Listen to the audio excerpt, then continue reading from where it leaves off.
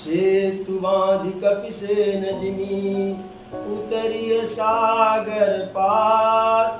गयौ बसीठी वीरवर जय विधि बाल कुमार। निश्चर की सलराई बरनसी विविध प्रकार। कुंभकर्ण घननाद कर बल पौरुष आपार।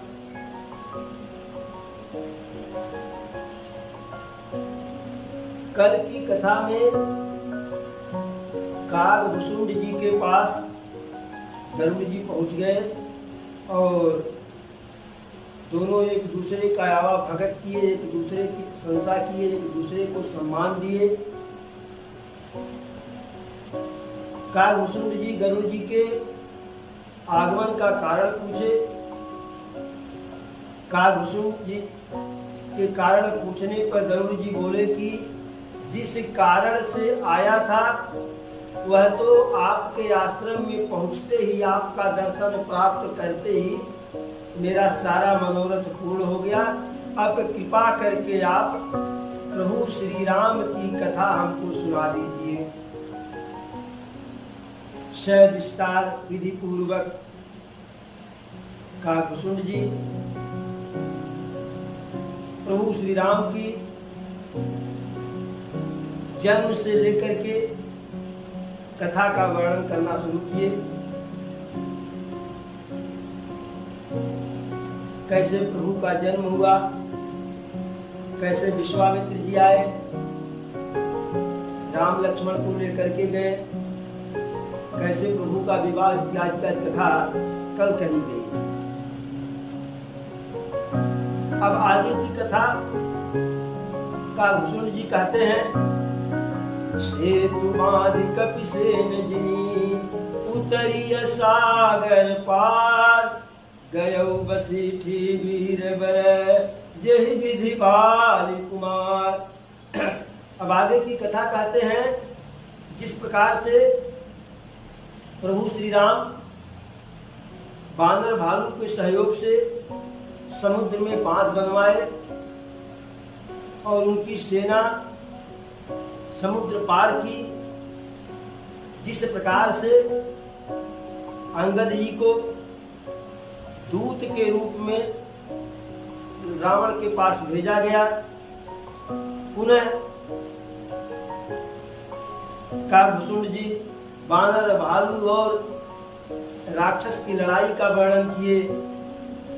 किस प्रकार से कुंभकर्ण मेघनाद के बल पौरुष का संहार किया गया, उसकी कथा कागभूषुंड जी गरुड़ जी को बताए, सुनाए।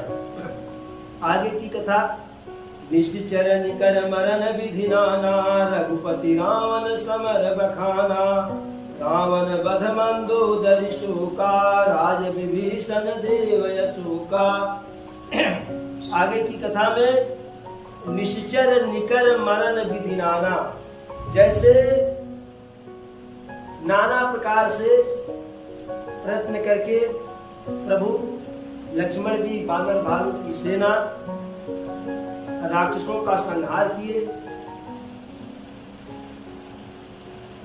नाना प्रकार के राक्षसों का संहार किए। प्रभु के द्वारा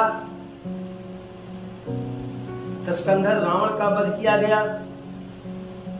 रावण के वध के पश्चात मंदोदरी का जो करुण शोक, करुण क्रंदन है, उसका वर्णन करते हैं कागभूषुंड जी।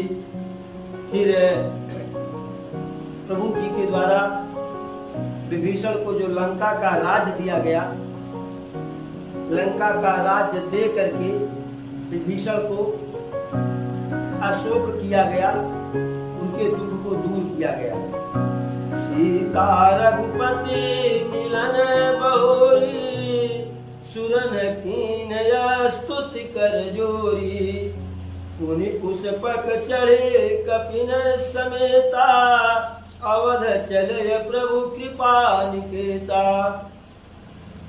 फिर रावण के वध के पश्चात किस प्रकार से माता जानकी का प्रभु श्री राम से मिलन होता है, देवतागण कैसे रावण के वध के पश्चात प्रभु के विजय के बाद प्रभु का स्तुति करते हैं, विनय करते हैं, प्रार्थना करते हैं, उसका वर्णन किए। फिर पुष्पक विमान से जिस प्रकार से पुष्पक विमान पर बैठ करके बानरों के साथ प्रभु अयोध्यापुरी को आते हैं, अपने आप घर को, अपने धाम को, उसका वर्णन किए।